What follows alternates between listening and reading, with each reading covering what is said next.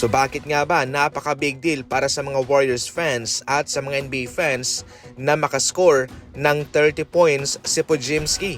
Si Podziemski ay mayroong score galing sa 1 point hanggang 29 except 30 points. Hindi po ito basta-basta ngayon lang, hindi po ito nung nagdang season lang. Actually, mayroong isang account sa Twitter na nag-tweet pa nga noon na hindi na muna siya magti-tweet until maka 30 points si Podziemski, at inilabas ito noong November 25, 2024.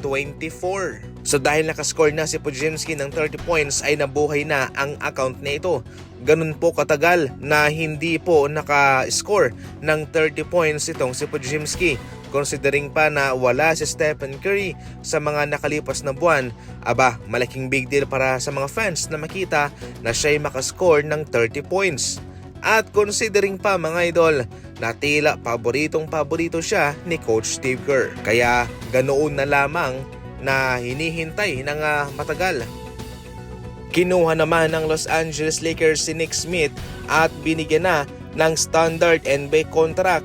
Yung nagdaang kontrata niya ay 2-week contract mga idol, pero ngayon siya eligible na sa playoff dahil sa kanyang standard contract. Baka matanong nyo, bakit nga ba itong si Nick Smith pa? Considering na marami namang mga magagaling na player sana ang pwedeng tumulong sa Lakers. Well, si Nick Smith mga idol ay low cost, mura lang ang kanyang kontrata at magaling pa siya. Si Smith Jr. ay ang tipong player na pwedeng uminit at hindi mo ito mapipigilan. Sa ngayon, siya ay nag-average ng 6 points pero ang kanyang shooting sa 3 ay nasa 40%.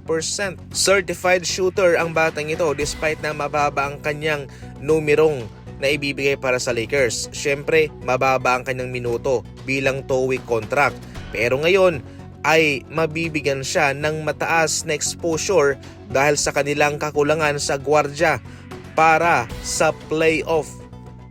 Sa ating huling balita naman ay hindi po ititigil ng NBA ang kanilang 65-game rule despite sa maraming mga nakikiusap na sana baguhin lamang ito. Ito'y marahil maraming mga players ang karapat-dapat kanilang ibinigay ang kanilang buong paglalaro, di ba? Yung kanilang hard work, yung kanilang sacrifice.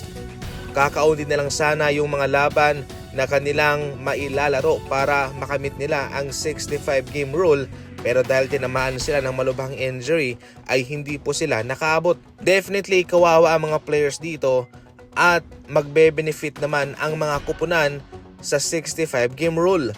Sa kadahilanang kung hindi ka eligible sa award ay hindi ka mapipili sa All-NBA at sa MVP award. Ibig sabihin nun ay hindi tataas yung kontrata mo. Hindi sila magbabayad ng karagdagang milyones para sa'yo. Kaya kawawa ang mga players dito. At ang nakakalungkot pa, sinabi mismo ni Kumi Adam Silver na wala silang planong i-shutdown ito at kanilang ipagpapatuloy.